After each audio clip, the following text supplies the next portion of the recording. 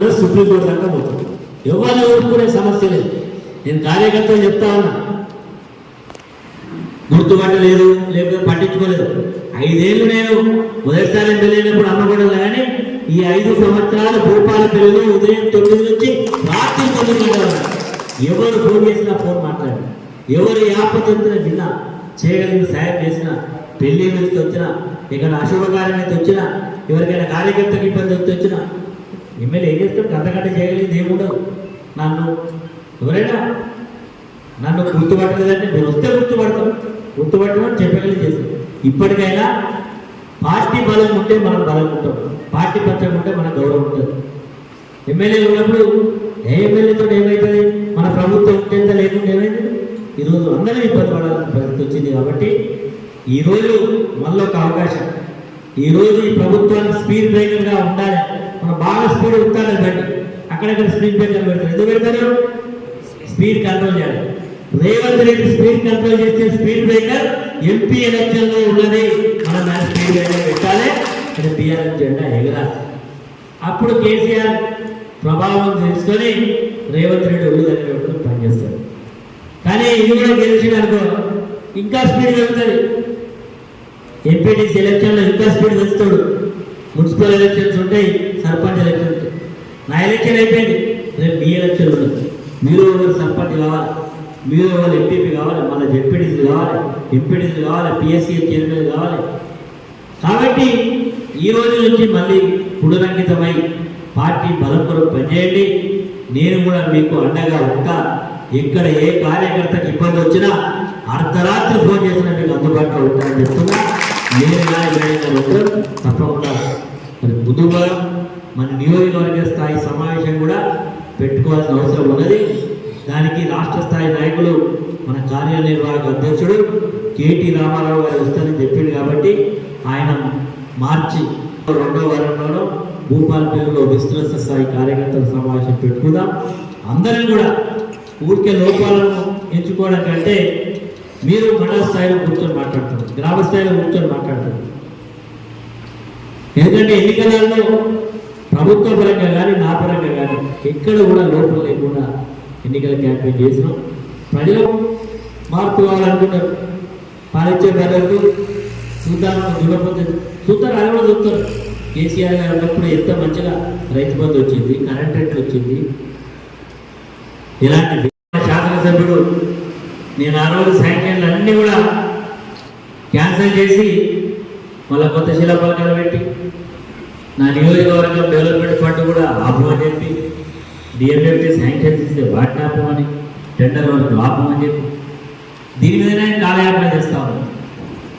ఈరోజు ఈ బ్రిడ్జి అయిపోయింది. మన వర్షకాలం టెండర్ అయితే క్యాన్సల్ మళ్ళీ చెప్పి ఎవరొద్దంట. ఇప్పటిదాకా నేను రద్దు లేదు. ఆ బ్రిడ్జి నేను పెట్టిన సొంత పైసలు పెట్టి టెంపరీ నేను నా ప్రతి రూపాయి ఆ రోజు తీసుకొచ్చిన లిఫ్ట్ ఇక్కడ తెచ్చిపోతే ఇక్కడ నుంచి టెంకాయకి తెప్పించి లిఫ్ట్ తీసుకొచ్చి ఆ బ్రిడ్జి మీద తెప్పించి ఇంతకుముందు కూడా చెప్తున్నారు. ఇరిగిపోతే కూడా దాన్ని ఎవరు టెండర్ బిల్డింగ్ చేసుకోలేదు కదా. పాలన మీద దాదాపు 25 లక్షలు ఖర్చు పెట్టి నేను వేయించిన సొంత పైసలు పెట్టి పరిపాలన ఎమ్మెల్యే కాకపోతే ముఖ్యమంత్రి దాకా అదే ఆలోచన. అరే పరిపాలన చేయాలి బాబు, మీకు అవకాశం ఇచ్చిందంటే లంక బిందెల్లో ఓడతారు. కాళేశ్వరం ప్రాజెక్టు కడితే అరే ఇల్లు కడితేనే ఇంత మన సహోదరుడి మన జనాలు కట్టింది. కూడా రాలేదా? ఇక్కడ రాలేదు, కాకు రాలేదు. ప్రాజెక్టు కట్టినప్పుడు ఎక్కడో లోపం జరుగుతుంది. ఎవరు కట్టింది? కేసీఆర్ పై కట్టిండా? కేసీఆర్ పై కట్టిండా? రిషాబ్ పై కట్టిండా? నేను కట్టినా? ఎవడో కాంట్రాక్టర్ కింద వాళ్ళు కడతారు. లోపల జరిగింది, మన మీద యాక్షన్ తీసుకోవాలి అంటే ఒక కుట్రపూరితంగా. కాళేశ్వరం ప్రాజెక్ట్ అంటే ఒక మేడిగడ్డ కాసుమా, అనేక బ్రిడ్జెస్ ఉన్నాయి, పంప్ హౌస్లు ఉన్నాయి, రిజర్వాయర్స్ ఉన్నాయి, కెనాల్స్ ఉన్నాయి. దాన్ని చూపెట్టి మొత్తం పంపులను బంద్ చేసింది. ఏంటంటే కాళేశ్వరం ఫెయిల్ అయింది చెప్పడం అంటే కాళేశ్వరం అంటే కేసీఆర్ పేరు వస్తుంది. కేసీఆర్ పేరు వస్తే కాళేశ్వరం పెడితే తెలంగాణ ప్రజల మేలు జరుగుతుంది.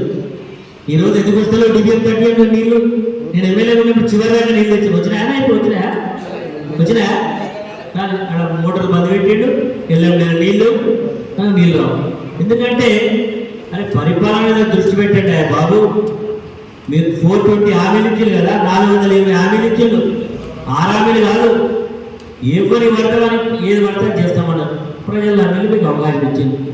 అదేమంటే దాని మీద దృష్టి పెట్టకుండా ఈరోజు కేవలం ఈ ప్రభుత్వాలు ఉండేటువంటి మంచి పేరును ఉంటారనే ఉద్దేశంతో ఈరోజు ముఖ్యమంత్రి మొదలుకొని, మంత్రులు మొదలుకొని, శాసనసభ మొదలుకొని ఒకటే కార్యక్రమం చేస్తా ఉన్నారు. ఇంకొకటి పెట్టించుడు మొన్న సర్పంచ్ ఆయన బాబు ఎవరు ఒక మాట అన్నది లేదు, ఏం లేదు. ఒకటి కాయలు ఇచ్చుడు, ఒక సాక్ష్యం పెట్టుడు, కేసు చేసుడు, జైలు పంపాలి.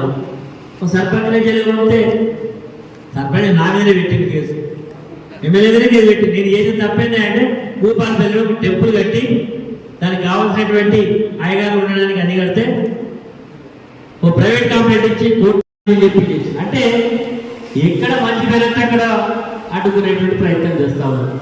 ఒక సర్పంచే కాదు, మన గొర్రెలపేట ఒక ఉప సర్పంచ్ మీద కేసు పెట్టి, ఎస్సీ ఎస్టీ కేసు పెట్టి జైలు పంపించే ప్రయత్నం చేసి హైకోర్టు పోయి మళ్ళీ దాని మీద ఆర్డర్ తీసుకురావడం.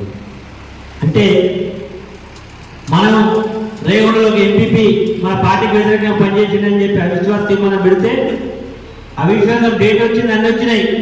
పైకి వెళ్ళి ఫోన్ రాగానే కలెక్టర్ మరి చట్టానికి వ్యతిరేక మున్సిపల్ వైస్ చైర్మన్ రాజీనామా చేసింది, ఎలక్షన్ పెట్టమని ఎన్నికల కమిషన్ నోటీస్ ఇచ్చింది. మన అందరం కూడా ఎలక్షన్ అంటే చివరి నిమిషాల్లో పోస్ట్ పోన్, ఎందుకు పోస్ట్ పోన్ హైకోర్టు పోయినాం. మనం వీడు ఎలక్షన్ పెట్టట్లేడు అంటే అధికార దుర్వినియోగం చేయడానికి ఈ ప్రభుత్వం కంకణం కట్టుకొని పనిచేస్తాం. ఇది కొద్దిగా స్టార్టింగ్ ఉంటుంది. మనం కూడా 100 రోజులు ఓపిక పట్టాలని చెప్పిన మొదటి రోజు చెప్పిన 100 రోజులు ఈ ప్రభుత్వం మాకు 100 రోజుల్లో హామీలు అమలు చేస్తామని చెప్పింది కాబట్టి 100 రోజులు వేచి చూస్తాం. 101 రోజు నుంచి ఈ ప్రభుత్వాన్ని నీడలాగా గౌరవిస్తాం. కొడుకులు ఎక్కడ అక్కడ అడ్డుకుంటాం. ఏమైంది నువ్వు చెప్పినావు కదా, గ్యాస్ ఏమైంది, తులం బంగారం ఏమైంది, 2 లక్షల రుణమాఫీ ఏమైంది, 500 బోనస్ రైతులకు ఇచ్చే బోనస్ ఏమైంది, ఈరోజు నిరుద్యోగ బుద్ధి ఏమైంది, ఇట్లా అనేక విషయాలు ఉన్నాయి. పాలన చేసే పరిపాలన చేసుకోవడానికి అవకాశం లేక చెప్పలేదు. ఇవన్నీ చెప్పినే చేసి పెట్టిన నువ్వేమన్నావు, మేము చేస్తాం ఇంకా చేస్తామంటే నమ్మి లేదు. ఖచ్చితంగా అడుగుతాం. ఖచ్చితంగా ఈ ప్రభుత్వాన్ని ప్రజలకు ఇచ్చిన వాగ్దానం అమలు చేయడానికి బీఆర్ఎస్ పార్టీ కుటుంబ సభ్యులు అందరం కలిసికట్టుగా పోరాటం చేస్తాం తప్ప వీడి పార్టీ మాడతాడు, వాడి పార్టీ మాడతాడు. ఈ కొన్ని చిన్న పేపర్లు లేవు, వాడు పెడతాడు, ఈయన పోతాడు, ఆయన పోతాడు. ఇప్పుడు ఎమ్మెల్యే మాజీ ఎమ్మెల్యే కూడా మాట్లాడతాడు. నేను చెప్తున్నా, మీరు ఎందుకు రాస్తారు ఇవన్నీ పిచ్చి మాటలు? ఎందుకు రాస్తున్నారు? ఇది ఎవరు చెప్తూ రాస్తున్నాడు? నేను చెప్తున్నా, 5 ఏళ్ళు ప్రభుత్వాన్ని నీడలాగా వెంబడిస్తాం. తిరిగి టీఆర్ఎస్ పార్టీ జెండా ఏదైనా ఈ రాష్ట్రంలో ఇచ్చిన వాగ్దానాలు నాకు తెలిసి పూర్తి అమలు చేయలేము. చేయాలని కోరుకుంటున్నాం, చేయకపోతే కోరుకుంటాం. జనరంజకమైన పరిపాలన చేయండి. కక్ష సాధింపులకే బాబు అవకాశం ఇచ్చిండు. నేను 2 సార్లు ఎమ్మెల్యేగా, ఒకసారి ఎమ్మెల్సీ ఉన్నా. ఎవరి మీద కక్ష సాధింపు చేయలే, ఎవరి మీద కేసులు పెట్టేయలే. ఒకవేళ మనవాడు తప్పు చేసిన తప్పు కదా పద్ధతి కాదని చెప్పారు. ఈరోజు చెయ్యని కేసులు, చేయని మీద కేసులు, వర్కులు క్యాన్సిల్ చేసుడు, కండుగప్పుకోలేకపోతే ఇది కాదు బిల్లు కాదు. నీ బాబు నేను జాగ్రత్త బిల్లు సర్పంచులు పనిచేస్తే బిల్లు ఇవ్వకపోతే నీ బాబు జాగ్రత్త ఇంట్లోకి ఇస్తున్నావా? అధికారులను కూడా చూస్తున్నాం. ఇంకో 10 రోజులు పడతాం. ఎన్ని మళ్ళీ పెట్టే టైము మే 13వ తారీఖు, మార్చి 13 పూర్తవుతుంది. మార్చి 13 ఎప్పుడైతుందా అని చూస్తున్నా. మార్చి 13 కాగానే ఖచ్చితంగా ప్రభుత్వానికి వ్యతిరేకంగా ఇచ్చిన హామీలు అమలు చేయడం కొరకు ఎక్కడైనా పోలీసు వాళ్ళు ఎక్కడైనా అక్రమంగా కేసులు పెడితే నాకేం వేరే పని లేదు, పోలీస్ స్టేషన్ ముందర ధర్నా చేస్తాం. అది ఏ స్థాయిలో పక్కలు ఊరుకుంటాం. చాలాసార్లు కూడా ఎన్నికల సందర్భంలో ప్రతి కార్యకర్తకు, ప్రతి నాయకుడికి చెప్పడం జరిగింది. శాసనసభ్యుడు అనేవాడు ఇంజన్ లాంటి వాడు, ఇంజన్ వెళ్తే డబ్బాలన్నీ అలగగలుగుతాయి, దీన్ని జాగ్రత్తగా చూసుకోమని చెప్పింది. సరే, కారణం ఏమైనా ఫలితం వచ్చింది, ఫలితం మనకు అనుకూలంగా కాదు, వ్యతిరేకంగా వచ్చింది. ఈ సందర్భంలోనైనా ఎన్నికల్లో నేను చాలా సందర్భాలు చూస్తాం. ఎన్నికలు వచ్చినప్పుడు గెలుస్తాం, ఒకసారి ఓడిపోతాం, మళ్ళీ గెలుస్తాం, ఓడుతాం. కానీ ఎక్కడ కూడా కార్యకర్తలు ఆత్మస్థైర్యాన్ని దెబ్బతినకుండా చూసుకోవాల్సిన బాధ్యత మండల నాయకత్వం ఉంది, స్థానికంగా నా నాయకత్వం, నియోజకవర్గ నాయకత్వం, రాష్ట్రంలో పార్టీ నాయకత్వం. ఎందుకంటే గతంలో రాజకీయాలు వేరు, ఇప్పుడు రాజకీయాలు వేరు. గతంలో ఒక పార్టీ అంటే పార్టీ గీత గీసినట్టు ఉండేది. 5 ఏళ్ళు మళ్ళా పోరాటం చేస్తామనే భావన కలిగింది. కానీ ఈరోజు రాష్ట్రంలో ఉండేటువంటి పార్టీ ప్రజల అధికారం ఇచ్చిన పరిపాలన చేయమంటే పరిపాలన చేయకుండా కక్షపూరితమైనటువంటి కార్యక్రమాలు చేస్తాం.